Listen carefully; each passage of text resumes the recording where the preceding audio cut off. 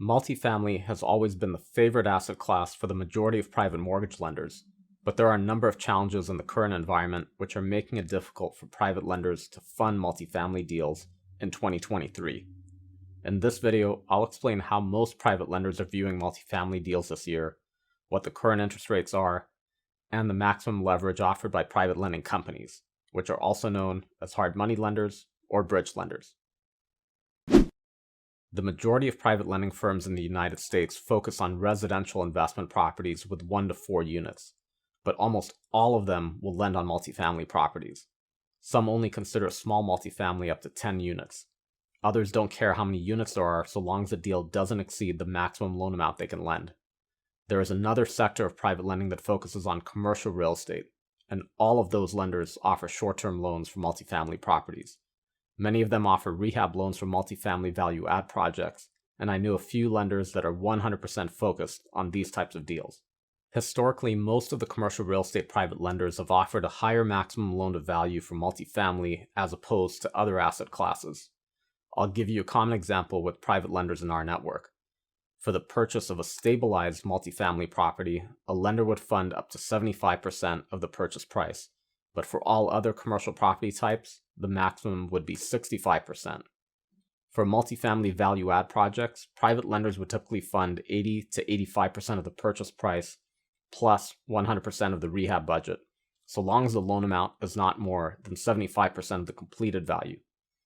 The reason that private lenders will go that high is the permanent financing that refinances the short-term bridge loan will typically go up to 75 or 80% LTV. For multifamily properties, private lenders always assess the long-term financing options available to the borrower, since that's the exit strategy for the short-term bridge loan. Even if the borrower plans to rehab and sell the property, the end buyer will likely need permanent financing. If the deal doesn't pencil out to qualify for long-term permanent financing, then most private lenders will be reluctant to offer a bridge loan. And this brings us to the 3 primary concerns that private lenders have with multifamily properties in 2023. Since interest rates started skyrocketing last year, it's becoming harder for multifamily investors to qualify for permanent financing.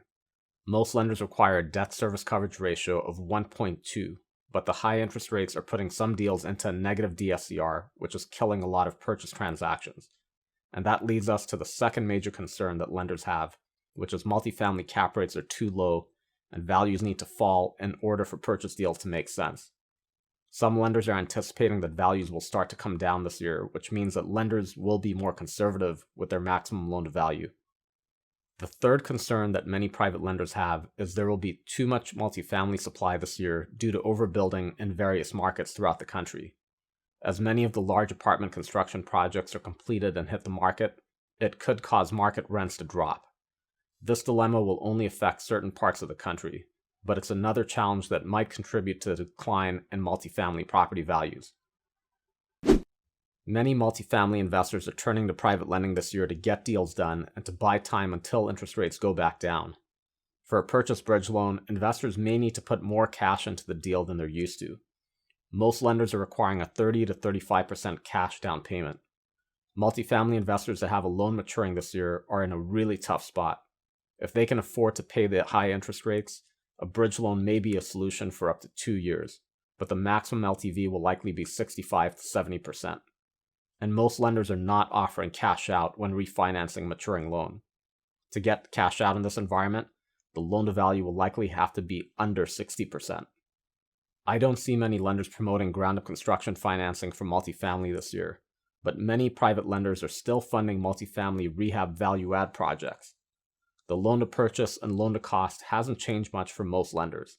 You typically need to contribute 20 to 25% cash to the purchase, and the lender will fund the rest. However, the after-repair value requirement is likely to be lower than what it was in the past. I see some lenders still advertising a maximum loan-to-completed value of 75%. But this number is really dependent on whatever qualifies for permanent financing. It's not possible to determine this number until the lender does a full analysis of the deal. They need to review the rent roll, expenses, market rents, and much more. At the time of this recording in February 2023, the interest rates for most multifamily bridge loans are in the range of 9 to 11%. You may find a handful of lenders in California that can go lower than 9%, For example, I know a lender based in Orange County that is currently lending in the high sevens for multifamily properties in California, and they can go up to 4 years. Most bridge loans max out at 2 years, but a few lenders in our network are fine with longer terms.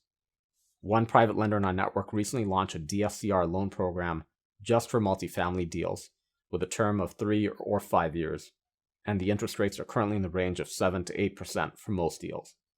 This program is offered in many states throughout the country, but the maximum loan amount is $5 million. Obviously, private lending interest rates may increase throughout this year if the federal funds rate goes up. I'll continue to publish videos to keep you updated every quarter. If you're seeking private financing for multifamily property, use our website privatelenderlink.com as a resource.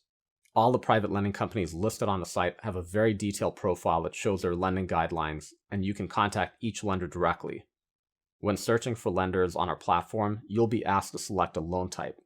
Private money and hard money will get the same results, mostly residential private lenders that also lend on small multifamily properties. You'll see a different set of lenders if you select commercial bridge or commercial value add. If you'd like us to review your deal and make recommendations, click the Create a Loan Request button.